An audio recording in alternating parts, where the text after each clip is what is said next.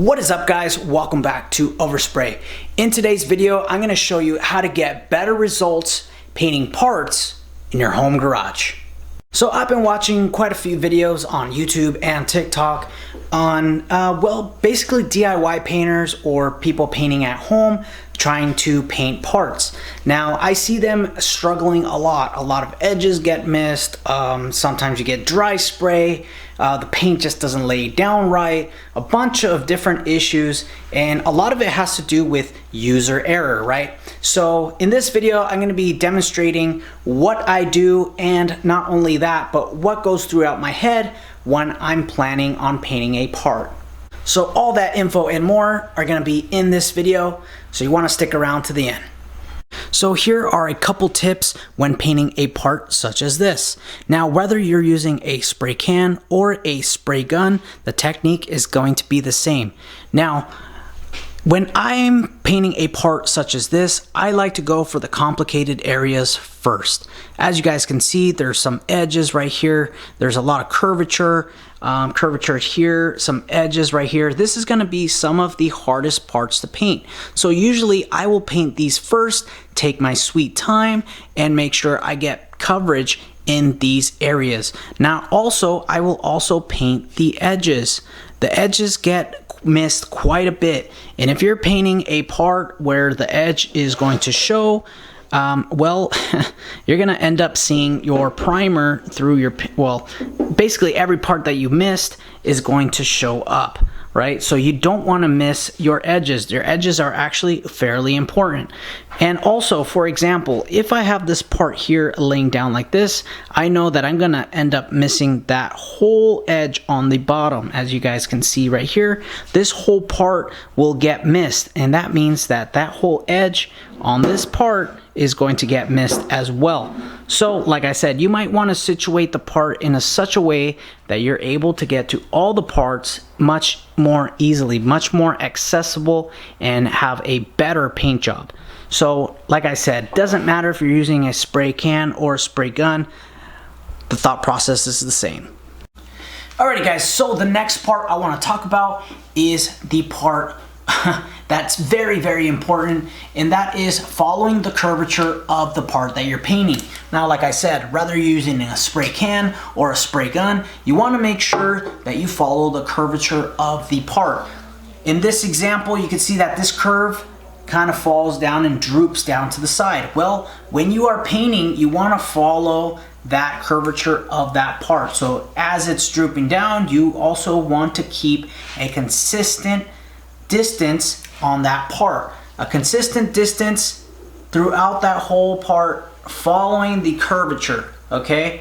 And this takes a lot of practice, because a lot of times if you get close to one part and further away from the other, that could change the way that that paint will lay down, and it will not look consistent. It will have inconsistent results. You might have paint dripping over here, and then over here you might have some dry spray. So you want to make sure that you're keeping that consistent distance throughout that piece, okay? Now this also is the same thing with spray cans, but with spray cans you don't have the angle that you would really want, because when you have your spray can such like this, you got to see that angle of that spray can is basically horizontal, and your spray can is going to be spitting. So in this example, if you want to use a spray can, the best thing to do is hang your part and have your spray can in like this, because it's upright. If you were to spray it down on the table like this, it's going to be much harder. You're going to have inconsistent results, and you could possibly end up with dry spray.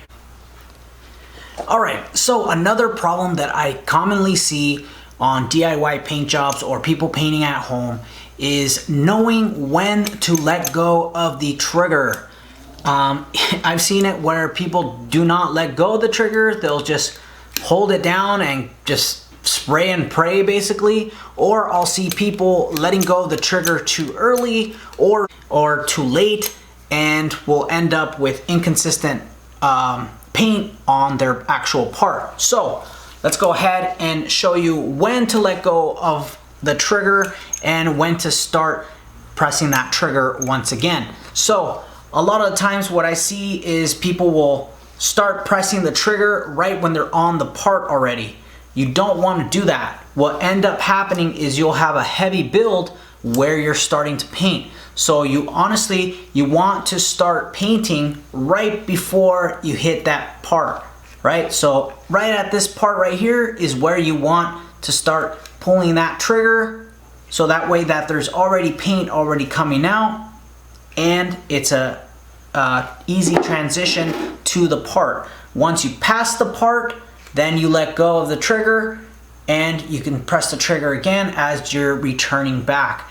A lot of people that I've seen will they will press the trigger as they're on the part, they will paint, and then right when they get almost to the edge, they let go and they basically miss this part and then over applied paint in this area. So that is a common thing that I see on people painting at home.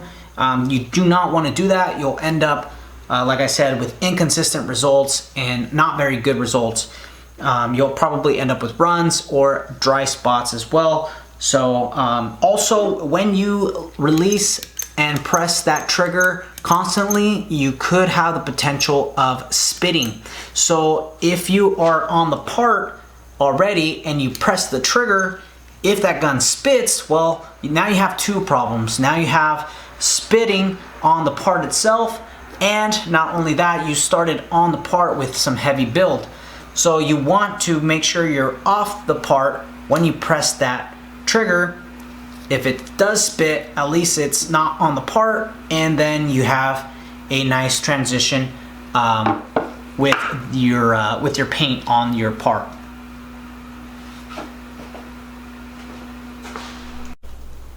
Alrighty guys, so another example that I wanted to show you guys is something that is known as striping.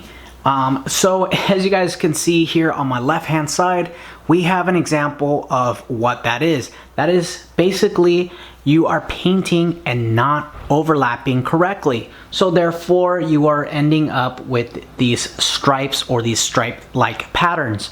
Now if you look on the right hand example, you can see that the finish is much more even, a lot better distributed, and there's no tiger striping. So basically how you remedy that is by overlapping your paint. So I'm just going to go ahead and quickly show you what overlapping your paint really means. Let's go ahead and fix those striping. So much more tighter overlap, as you can see right there. I would say that's somewhere around 50% overlap, and you get rid of that striping. That is how you reduce the striping. Now, of course, this is with the spray can, but you could also do this with a spray gun as well. So what you want to do is make sure that your overlap is around 50% or better usually, depending on what you are painting. But in most cases, 50% overlap is pretty common. I have seen 75% overlap.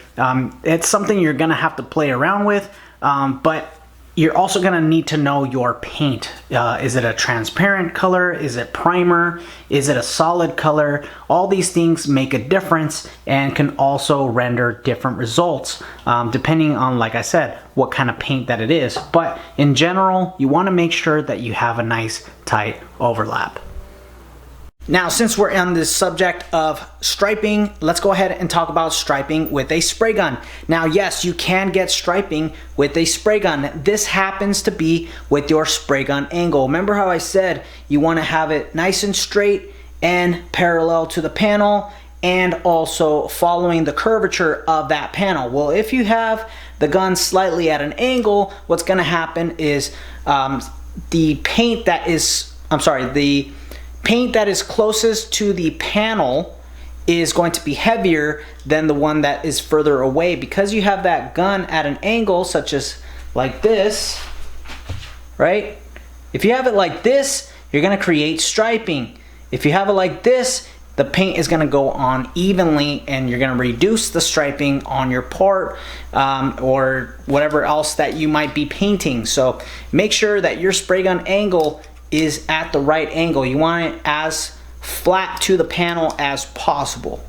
All right, so another common thing that I constantly see from DIY paints, or DIY painters I should say, is not following the appropriate instructions for your particular paint. Now this could be in the form of a TDS sheet, which you can see back here, or sometimes it could be on the paint can itself. You gotta follow the instructions. A lot of the problems that I've seen are because they're not following the instructions on their TDS sheet. So what is a TDS sheet? Well, let me go ahead and show you what that is. All right, so what do we have in front of us? Well, this is what's known as a TDS sheet. What TDS stands for is technical data sheet. Now, on a technical data sheet, it's basically going to give you some basic information about your paint. For example, this brand is Eurochem. The type of paint that it is a 2K primer surfacer, basically a primer. You could see different things. You could see additives, what kind of additives should be added to it. Application, how you should apply this type of primer. 2 to 3 medium wet to wet coats, 50% overlap, 6 to 10 inches away from the panel, 15 minutes between coats, what tip sizes, what pressures you should be running at, the type of gun, etc., etc., etc. Like I said, flash times, cleanup, and even some additional tips. So the technical data sheet is very, very important, and following the directions to the T is going to help you lessen the problems with paint jobs. I can't stress this enough, but I've seen a lot of issues that could have been corrected with a technical data sheet. Now, this could be in form of a sheet such as this called a technical data sheet, or it could even come in the form of being on the side of the can. So you can see right here, it's got some basic instructions on how to apply this paint.